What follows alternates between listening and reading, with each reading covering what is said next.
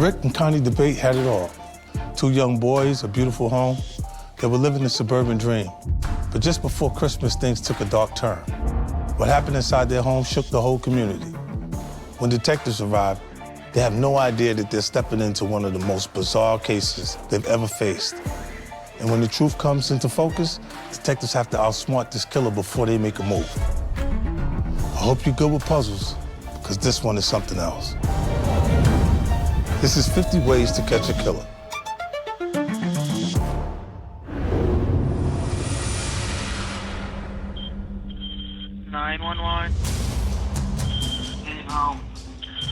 Hello?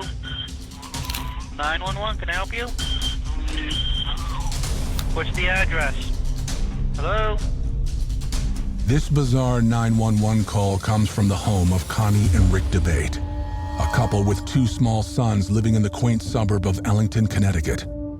I was working actually out on assignment, just starting my shift, when I received a message from a credible source who told me, "You need to head to this street in Ellington, Connecticut."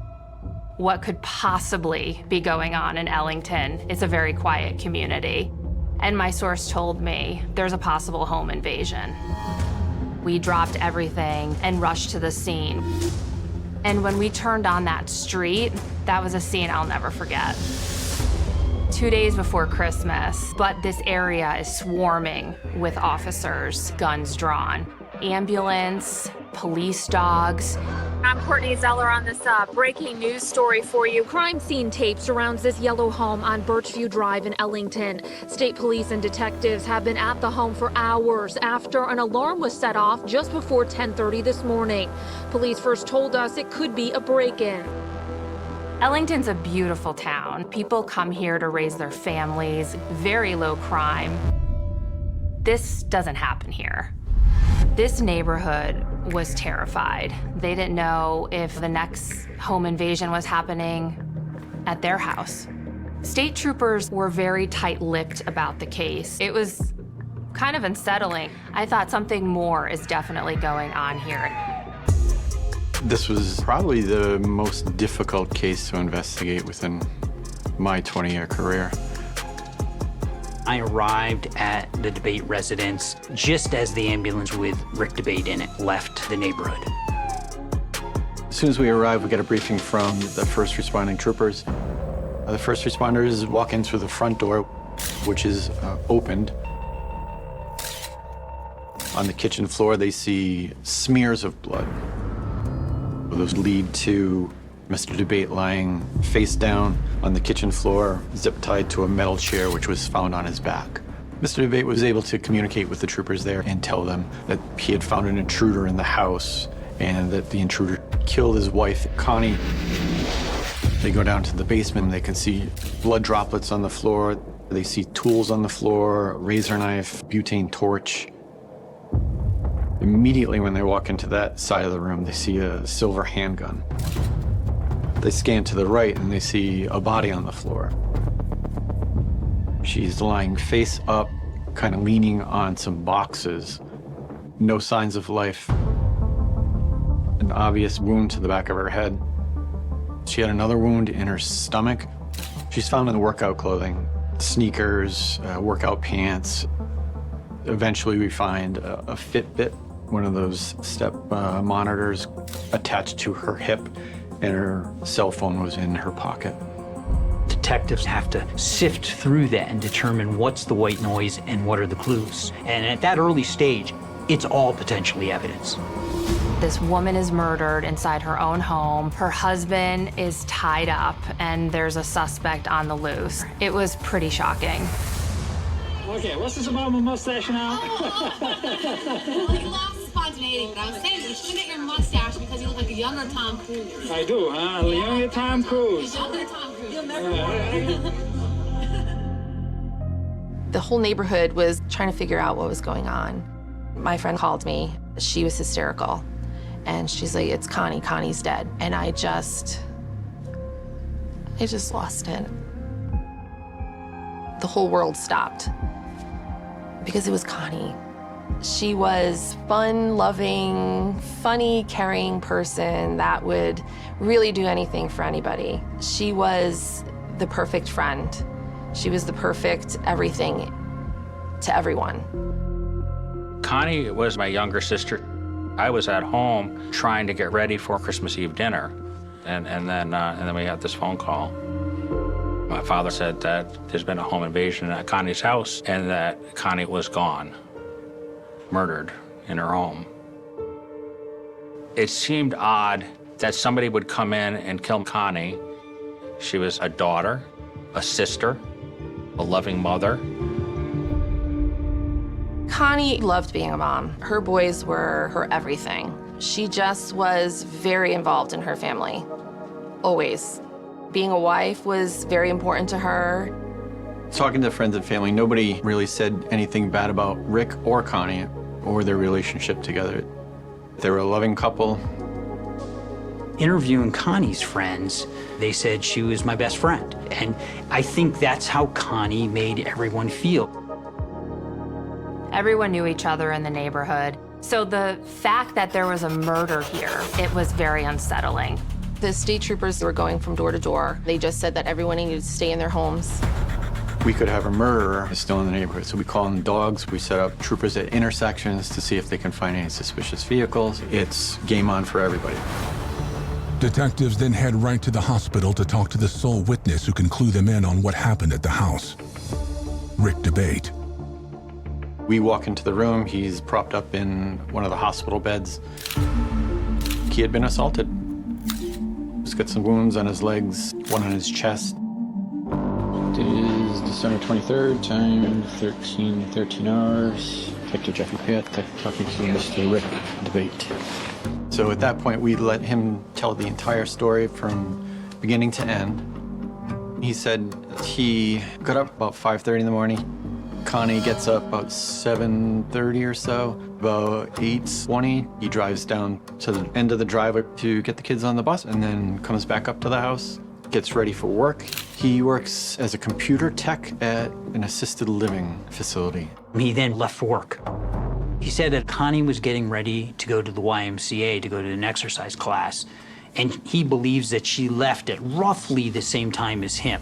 He said he got about 5 or 10 minutes into his trip and he realized he forgot his laptop. And he also said that his residential alarm system was giving him some weird codes. Shot an email to my boss saying that I'll be late. So he decided to return home. He entered through the garage and he heard a noise upstairs. So he went up to investigate. When you first walk into our bedroom, there's a walk-in closet right in front of me. I saw that light was on. I opened up and there's this camouflage dude. When he got up to the master bedroom, he found a large man in the closet, over 6 feet tall, decked from head to toe in camo, with a big knife, and he sounded like Vin Diesel. I just heard this deep Vin Diesel-like voice. He said, "You're gonna give me what I want, or I'm gonna sit here quietly and wait for your family to get home." So Rick gave up his wallet and his PIN numbers. At around that time, he could hear the garage door opening. Rick yells, "Connie, run, run, there's someone in the house." I yelled to her to get out of the house. She must have ran into the basement because we have 2 guns in the house. One was in the basement in a lockbox. This intruder kind of manhandles him out of the way and runs down the basement steps, and Rick's running right behind him, and he gets to the bottom of the basement. Around the corner, I just hear like the loudest bang. I didn't hear her at all after that. I saw Connie on the ground. Can't get that image out of my mind. By the time he gets down there, the assailant grabs onto Mr. Dabate, puts him onto a metal chair, zip ties him with zip ties, and then assaults Mr. Dabate in that chair with a razor knife, puncturing his legs, puncturing his chest, and then starts burning him with a blowtorch. He threw me in a chair, started using my own tools on him. He says at that point he was able to get his hand up to hit the blowtorch and ends up burning the assailant. The assailant drops whatever he's doing and then runs out of the basement. Rick then manages to crawl up the stairs while still being zip-tied to the chair. His keys are on the kitchen table, and the keys have a key fob that's linked to the residential alarm system, and he's able to press the panic button. And he waits. I was starting to scream for help. I couldn't hear a soul. And waits. I got really, really dizzy. Nothing happens, so then he crawls over to his phone and he dials 911. 911, can I help you? As investigators, our job is to protect the public, and based on the story that we got from Mr. Dabate, we could possibly have a murderer still running around the neighborhood. We asked him, have you had any issues with anybody who you think might be responsible for doing something like this? The only person he said was a contractor.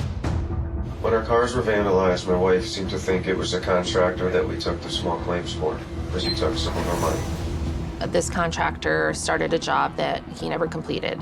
Connie had expressed to me many times that the contractor wasn't a person to mess with. Rick mentioned incidents of vandalism within the past, say, 6 months, one of them being a broken windshield of a car in their driveway. We thought that it was the contractor being angry. Connie had always been fearful of guns, but she finally agreed to have a gun in the house after they thought somebody might be out to get them. Connie had reached that point where she needed the firearm. The contractor was the #1 person that the police were looking at. A team of detectives was sent out to go find him.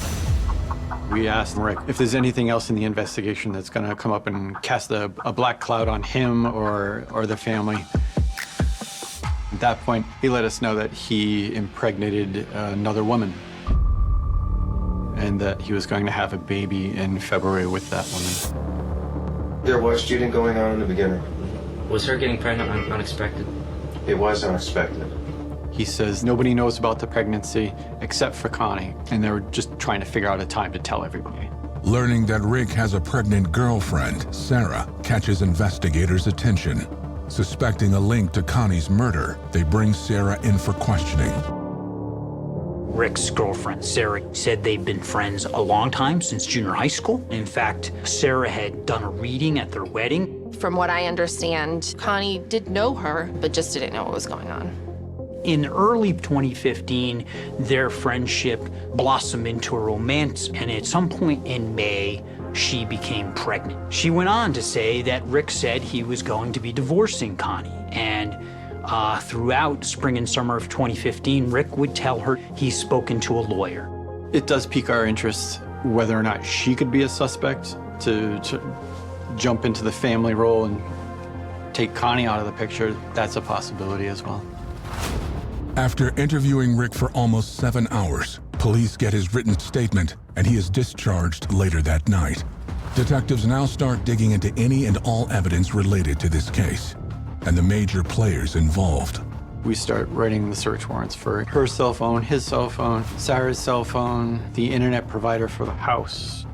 Once we get the records from the cell phone companies, we can see a lot of contact between Rick and Sarah. We can see when Sarah told Rick she was pregnant. We can see the story that he is telling her about having the divorce papers drafted.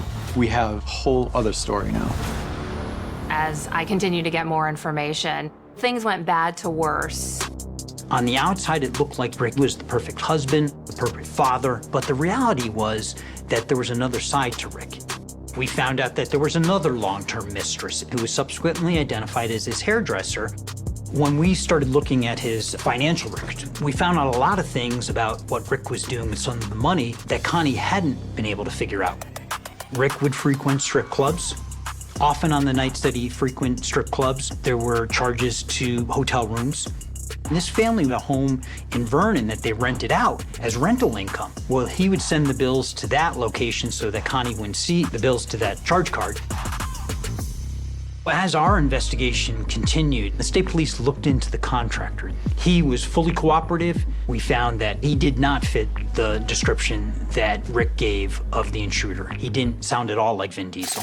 He, more importantly, indicated that he was working at a restaurant repairing a floor on the morning of December 23rd of 2015 with a lot of other witnesses that could corroborate his alibi that he was nowhere near Ellington. By the time the detectives were done with their interview, they ruled him out as a suspect.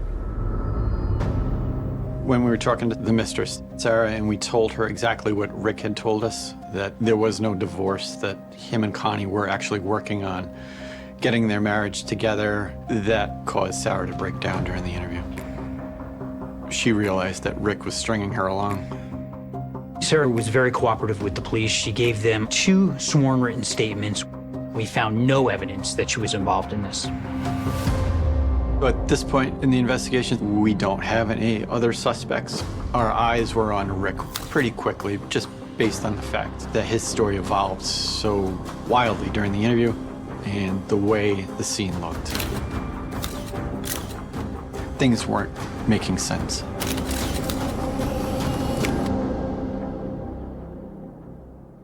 Detectives had come to our homes and they said, "We think Rick did it." I said, "No way. No way. There's no way he did it." Anything we had so far was just all pointing to him. We start confronting him on the inconsistencies within this case, and he shuts us down and requests a lawyer. At that point, that's it for us. We're not going to be able to get any more information from him. It's a circumstantial case, so his story does have some believability, it has some merit. That doesn't help our case. It helps his version of the case. We have work to do. We have somebody who just killed his wife in cold blood, and he's just walking around, living life. That bothered me.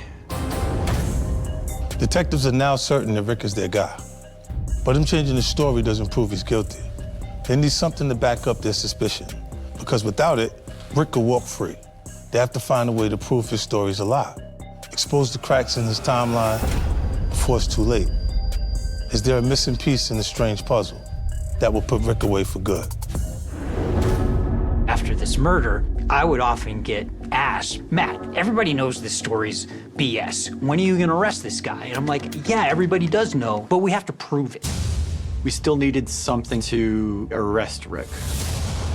Connie is found in the basement with her cell phone and Fitbit. Detective Payette and the other detectives and I came up with this idea that perhaps we could examine this Fitbit, so that could give us some evidence. Once we put everything together, the Fitbit was one of the last pieces of the puzzle. This is one of the first models, so it doesn't give you heart rate, but it gives you all the other information. From the Fitbit records, we were able to get time of day down to the second. So any motion, steps, we're getting distance, and we're also getting IP address data. If her Fitbit is syncing on a mobile address, she's out and about somewhere at the YMCA. But if it's syncing at home, we know she's home. Every minute that we could find something, we put in the timeline, even down to the seconds. We can see that when she walks to her car, steps again, she sits in her car, takes off, stationary again. We filled in almost everything that we could fill in. Once we got Connie's Fitbit data and the times, we were able to corroborate them with phone records, IP address, Facebook records, alarm records, any digital footprint, a timestamp that he or Connie left behind to fill in the gap that we had. It's very reliable. We were able to put together a second-by-second diary of what happened to Connie and Rick that day of December 23rd. We could tell that this family woke up like most other families, get ready for school, get ready for work, and we could see the activity. People are going onto their phones, and Connie is walking around. We can see it on her Fitbit. Because she had to be at the class for 9 a.m. It takes 7.5 minutes roughly to get there. By examining a Fitbit, we can see a period of inactivity from 8:46 to about 8:54, which would be about the amount of time it would take to get from her house to the YMCA in town. The surveillance footage from the outside of the YMCA, places her there at exactly that time walking in. Fitbit is registering her walking through the parking lot on the mobile IP address again, so she's syncing from her phone. We know her class starts at 9. The search warrant for the residential alarm system showed Rick and Connie hardly ever used the alarm. But on this particular day, Rick is playing with the alarm, off and on, off and on. 9:04, Rick sent an email to his boss saying that there was a problem with the alarm system at home and he had to go back for it. Connie was gonna go to a workout class. Class was canceled. Then she walked out of the YMCA and went to her car. We know from examining the Fitbit from 9:08 to 9:17, there's a period of inactivity for Connie which would correspond to her trip home from the YMCA. It takes about 9-10 minutes. Rick was counting on Connie being gone for a good hour or so, and she came back too soon. So now he had a rush, and that upset his plan slightly. When Connie got home, we know she's on the phone with her mother, and they have a 2 or 3 minute phone call. But at the end of the phone call, Connie says to her mother, "Rick is a mess today." We see that the entry into the home from the garage door, as it's noted in the alarm system, opens at 9:23. Rick told detectives that once Connie came home, he yelled to her that someone was in the house, that she should run. She ran into the basement, and this intruder chased her and wrestled the gun away from her and shot her. But all the digital evidence proves that can't be so. Connie's home at 9:23, and she's walking around at a normal pace, and that goes on for 20 or 30 minutes. So we know that that story of Connie being chased cannot be true. We have her walking 1,200 feet plus of walking around the house. Based on the digital evidence, especially the Fitbit, Connie's last movement is 10:05. That's when she was killed. The state's theory was that Rick had an hour to stage this homicide, cutting himself with a box cutter, using a blowtorch, zip tying himself to a 9-pound chair. And that added to the strangeness of the scene, with the one zip-tied leg, one zip-tied arm. At 10:11, Rick then lied down on the kitchen floor and presses the panic button on his key fob for the alarm. By 10:19, no one has showed up. So now he dials 911. It is clear that Rick wanted to be found in the position he was found.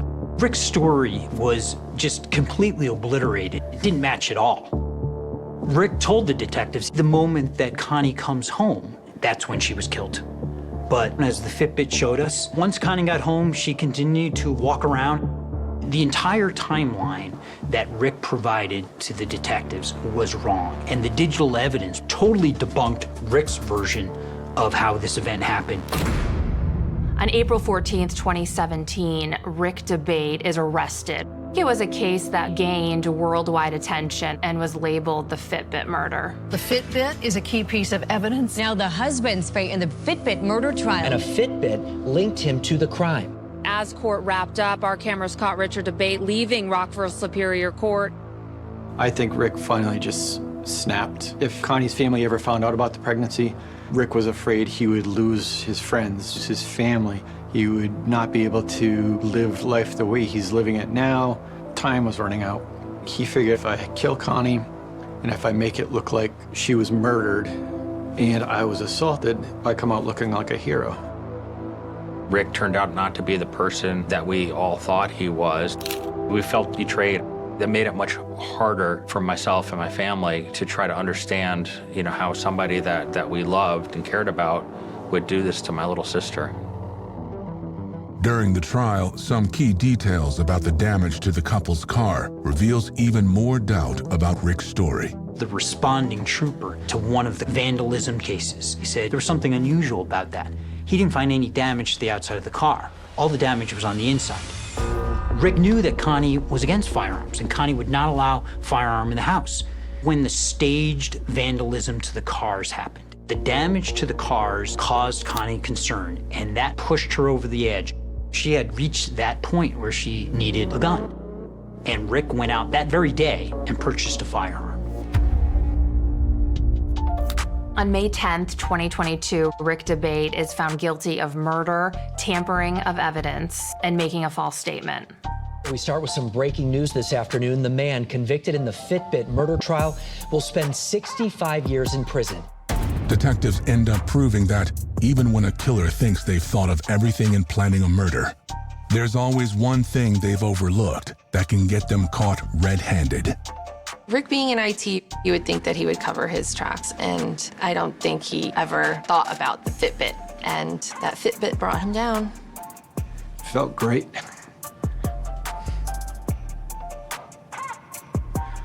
Yeah.